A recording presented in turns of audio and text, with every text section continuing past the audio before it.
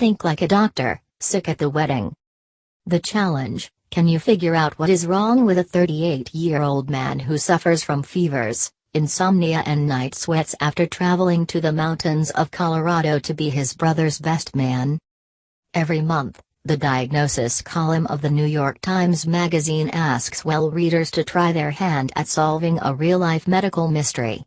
Below you will find the story of a 38-year-old marketing executive from the Boston area who suddenly becomes sick when he takes his family to his brother's destination wedding in the Rockies. Within a day of their arrival, the man begins to feel sick, though the rest of his family feels fine.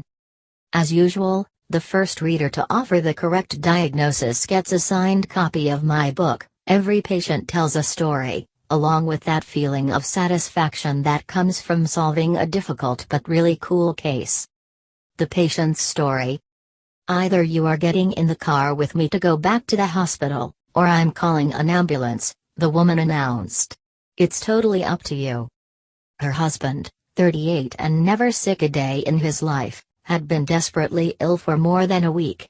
He'd just gotten out of the hospital that morning, and after being home for less than 12 hours he was worse than ever. Though she couldn't bring herself to say it out loud, she was worried he might be dying. And though he didn't say anything, so was he. It had started at his brother's wedding, one of those destination events in the mountains of Colorado. And almost from the moment he stepped off the plane, he'd started to feel awful. His head ached. So did his body. His eyes were puffy, and his whole face looked swollen. He couldn't eat, and he couldn't sleep. When he went to bed that first night, he tossed and turned, though he felt exhausted. In the morning, when he dragged himself out of bed, the sheets were soaked with sweat.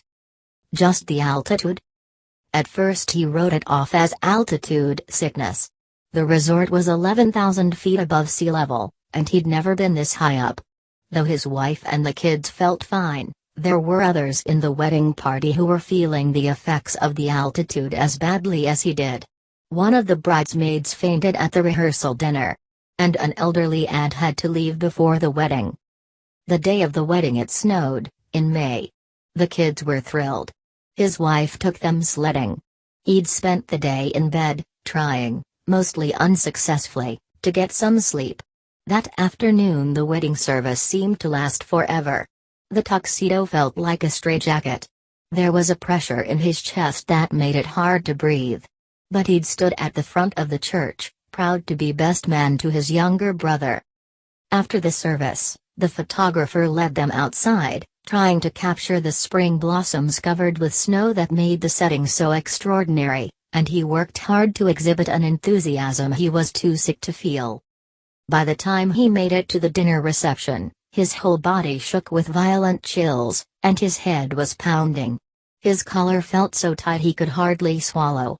He'd been working on his toast for days, so his wife talked to the DJ and changed the order of the toasts so that he could give his toast early. After completing it, he made his apologies, went back to the hotel and climbed into bed. Feeling worse and worse. He figured he'd feel better when they got to the lower altitudes of Denver, where they'd arranged to spend their last night. But he didn't. Even when he traveled back to Boston, down at sea level, he didn't feel any better. He had some business in the city so was staying at a hotel while his wife took the two kids back to their home, an hour away. She was worried but he reassured her he'd be okay. But that night, alone in his hotel room, he felt so bad he began to get scared. If this was altitude sickness, he should be better by now. Everything he read on the internet said so. Finally he could take it no more.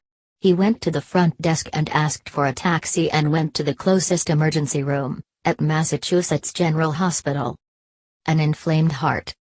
Because of his chest tightness, the doctors at Mass General ordered an EKG. To his surprise, it was abnormal, and he was rushed to the cardiac care unit. He hadn't had a heart attack, they were sure of that. But something had damaged his heart. After dozens of tests, the doctors told him he had something called myocarditis, an inflamed heart muscle, though they couldn't tell him why. For 3 days they searched for the cause of injured muscle. Myocarditis is often due to a viral infection, but the doctors wanted to make sure they didn't miss anything treatable. At the top of their list, they worry that he had picked up some kind of tick-borne infection while in rural Colorado. None of the tests came back positive, but they sent him home to finish up a week of the antibiotic doxycycline, just in case.